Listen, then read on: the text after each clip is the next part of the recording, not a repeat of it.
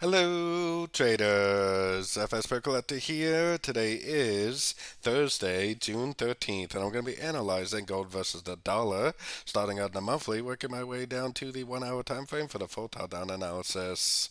So on gold dollar, I definitely still think this is a 1, 2, 3, and I still believe that the most likely place for wave 3 to go is the 161.8 Fibonacci extension of wave 1, projected off the bottom of wave 3. So I'm definitely still very bullish. I think that puts us all the way up to about the 2550 area before we potentially make a wave 4 and make a wave 5. So heading down to the weekly time frame. On the weekly time frame, I think this is a wave 1, I think this is a wave 2, and I think this is all just subdivisions of a wave 3.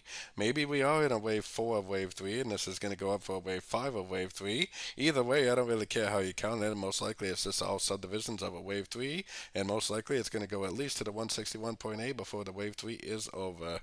So heading down to the daily time frame. This correction has been going on for quite a while now, but I definitely still think it's a correction. Kind of looks like a five-wave downtrend, which is why I've been saying it's possibly a wave A, this is possibly a wave B, and this possibly could stretch out into a much bigger wave C before it actually goes up. But I'm not really convinced that that's the case, especially because I believe this is a wave 3 on the weekly and the monthly. I think it possibly could have, this possibly could be just another uptrend of the uptrend, and then this right here is possibly just a correction to that uptrend, and maybe this has already ended a correction, and maybe it's just going to keep on trending up from here. Especially when I consider all the other dollar pairs in my US dollar analysis. I am very bullish on the dollar pairs and very bearish on the dollar, which should make me very bullish on the gold also. So heading down to the 4 hour time frame. 4 hour time frame is where I got my Fibonacci retracement on this last push down, which I think kind of looks like 5 ways up.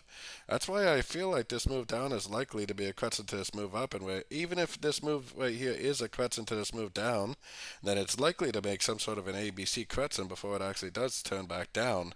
But I'm not really convinced of that scenario. Like I said, I think it's more likely that this is like a wave 1, this is like a wave 2, and it potentially is going to go up, break structure, proving that this really is the end of a correction and most likely continue in the uptrend for a wave 3.